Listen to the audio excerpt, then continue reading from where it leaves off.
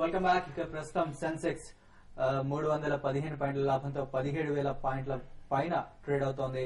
ఇక నిఫ్టీ కూడా ఆల్మోస్ట్ 100 పాయింట్ల లాభంతో ట్రేడ్ అవుతుంది. ఇప్పుడు మనతో పాటు మరో అనలిస్ట్ ప్రసాద్ గారు ఢిల్లీ నుంచి టెలిఫోన్ లైన్ లో సిద్ధంగా ఉన్నారు. వారితో మాట్లాడదాం. వెరీ గుడ్ ఆఫ్టర్నూన్ ప్రసాద్ గారు.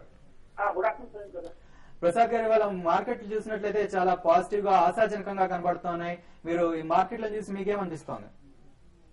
I think market 5100 level మీద మెయింటైన్ అయితే 52 వరకు వెళ్ళొచ్చు.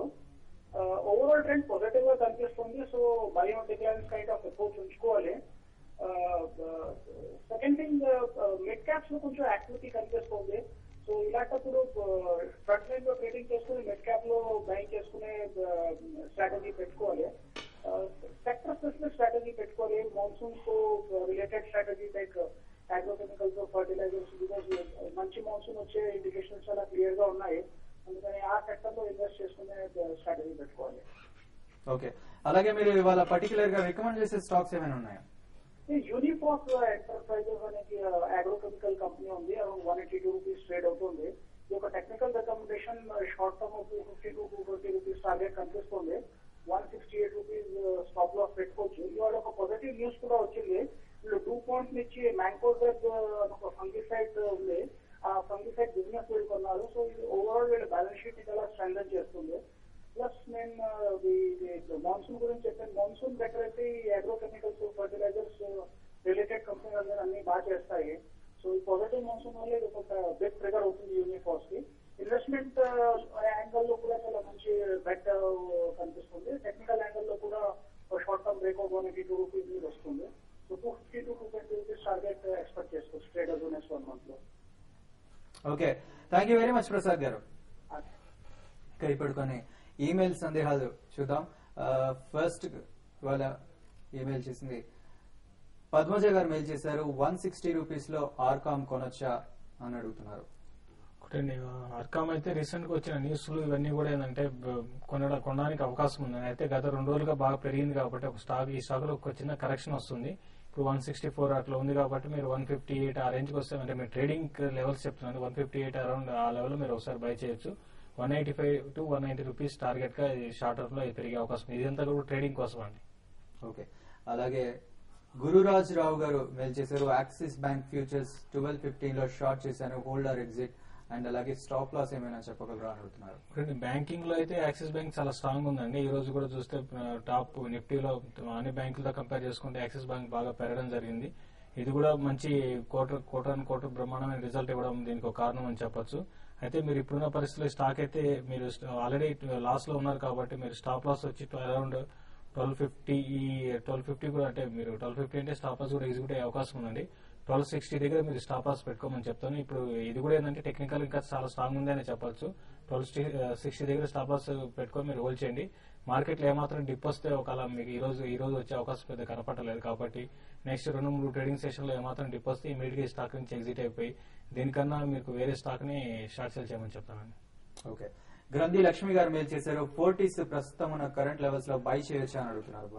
ఫోర్టీస్ కరెంట్లీ మాత్రం అవాయిడ్ చేయండి అది. ఎందుకంటే ఈ మధ్య వాళ్ళు ఒక క్యూఐపీ ఇష్యూ, రైట్స్ ఇష్యూ అన్ని కూడా తీసుకొచ్చి వాళ్ళు ఈక్విటీ డైల్యూషన్ చేయడం జరిగిందండి. As it is high equity company, కానీ మొన్న క్వార్టర్ లో వాళ్ళు ఒక 24 crores profit first time profit చూపించడం జరిగింది. బట్ వాళ్ళ పార్క్వే హాస్పిటల్స్ అని చెప్పి సింగపూర్ లో వాళ్ళు వేసిన బిడ్ కి మలేసియా నుంచి ఇప్పుడు ఒక పెద్ద కాంపిటీటర్ వచ్చారండి. దాంతో అపోలో హాస్పిటల్స్ కూడా జాయిన్ అయ్యే పరిస్థితి ఉందని చెప్తున్నారు. సో ఒకవేళ వీళ్ళు మళ్ళీ బిడ్ ఇంక్రీజ్ చేసి మేనేజ్మెంట్ కంట్రోల్ తీసుకోవాలనుకుంటే ఇంకా కూడా ఈక్విటీ డైల్యూట్ అయ్యే అవకాశం ఉంది. So currently balance sheet doesn't support the price. కొద్దిగా వెయిట్ చేయండి. కొద్దిగా 100 రూపీస్ లెవెల్ కి వస్తే మాత్రం definitely you can buy for long term. Okay, Shreni Kanju గారు మెయిల్ చేశారు. Can we go long on Nifty అని అడుగుతున్నారు. ఒకటే వెయిట్ చేయండి. ఎందుకంటే ఇప్పుడు ఇక్కడ ఉన్న పరిస్థితుల్లో మార్కెట్ ని డైరెక్షన్ ఎగ్జాక్ట్ గా చెప్పడం చాలా కష్టం. ఎందుకంటే ప్యూర్లీ న్యూస్ బేస్డ్, తర్వాత మరి ముఖ్యంగా గ్లోబల్ ట్రెండ్, తర్వాత యూరో కూడా పడడం పెరగడం జరుగుతుంది. ఈ పడుతున్నప్పుడు మన మార్కెట్లు పడ్డము పెరుగుతుంటే మార్కెట్లు పెరగడం ఈ విధంగా ఉంది. సో ఇవన్నీ దృష్టిలో పెట్టుకుంటే మాత్రం మీరు ఈవెన్ టెక్నికల్ కూడా చూస్తే టెక్నికల్ కూడా ఇక్కడ కొంత మార్కెట్ ఓవర్ బాట్ లో ఉన్నట్టు కనపడుతుంది. 5100 రెసిస్టెన్స్. ఒకవేళ దీన్ని దాటి సస్టైన్ అయితే మాత్రం మీరు బై చేయొచ్చు.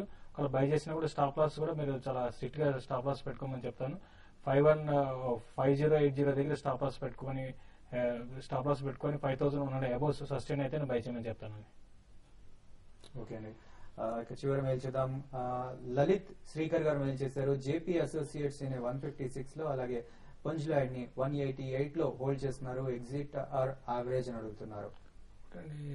జేపీ అయితే మీరు ఒకసారి మీరు యావరేజ్ చేసుకోవచ్చు అండి. జేపీ ఎందుకంటే మరి ముఖ్యంగా రీసెంట్ రిజల్ట్ బాగుండడం వల్ల అండి స్టాకులు ఒకవేళ టెక్నికల్ గా వీక్ ఉన్నా కూడా స్టాకులు మీరు బై చేయొచ్చు, యావరేజ్ చేసుకోవచ్చు. లేదా ఇప్పుడే కాదు, కొంత కరెక్షన్ లో ఈ స్టాక్ 105 రూపీస్ దాకా వచ్చే అవకాశం ఉంది.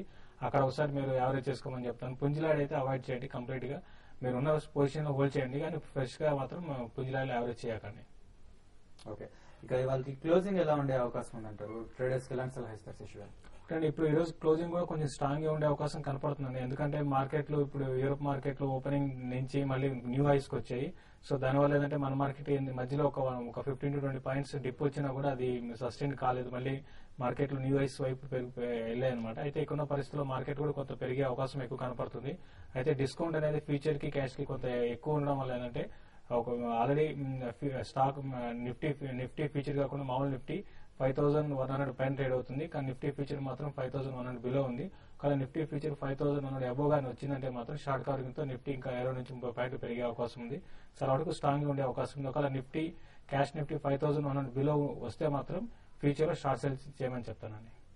Okay, thank you very much Shashi గారు. Thank you very much Balu గారు. ప్రస్తుతం Sensex almost 320 points, Nifty more than 100 points లాభపడుతూ స్ట్రాంగ్ గా ఉంది.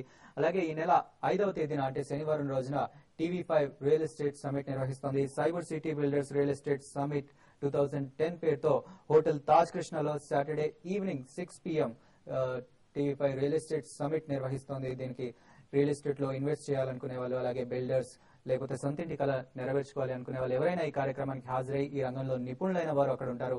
వారి సలహాలు సూచనలను ప్రత్యక్షంగా తీసుకోవచ్చు. అలాగే వారితో మాట్లాడే అవకాశం కూడా ఉంటుంది మీకు. సో దీనికి ఈ కార్యక్రమానికి మీరు రిజిస్టర్ చేసుకుని ఈ కార్యక్రమానికి హాజరవుతారని ఆశిస్తున్నాం. ఇవి వాటి బిజినెస్ లంచ్ విశేషాలు.